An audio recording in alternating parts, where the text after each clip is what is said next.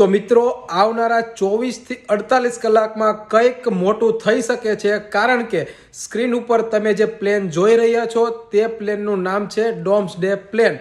આ પ્લેનને specially war માટે બનાવવામાં આવ્યું છે અને છેલ્લા 50 વર્ષમાં પહેલી વખત આ પ્લેન દેખાયું છે. તો આ બધા સંકેતો કઈ તરફ ઇશારો કરી રહ્યા છે તમે સમજી શકો છો, કારણ કે યુએસએ અને ઇઝરાયલ બંને મળીને ઈરાન ઉપર અટેક કરી શકે છે અને ઈરાનની અત્યારે ખૂબ જ ખરાબ પરિસ્થિતિ છે, ત્યાં ઇન્ટરનેટ પણ બંધ છે. જો આ સમાચાર અનુસાર જોઈએ તો આ બધાની સીધી અસર પડશે આપણા શેર બજાર ઉપર. કોઈ પણ દેશ જો આમાંથી એકબીજા ઉપર હુમલો કરશે તો સીધું વિશ્વયુદ્ધ ત્રીજું અહીંયા સર્જન થઈ શકે છે.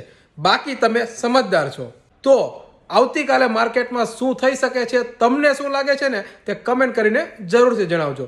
બાકી માર્કેટની આવી જ અવનવી અપડેટ અને ઇન્વેસ્ટમેન્ટ આઈડિયા માટે અમારી સાથે જોડાયેલા રહેજો. પેજને ફોલો કરી દેજો, રીલને શેર અને લાઇક કરવાનું ભૂલતા નહીં.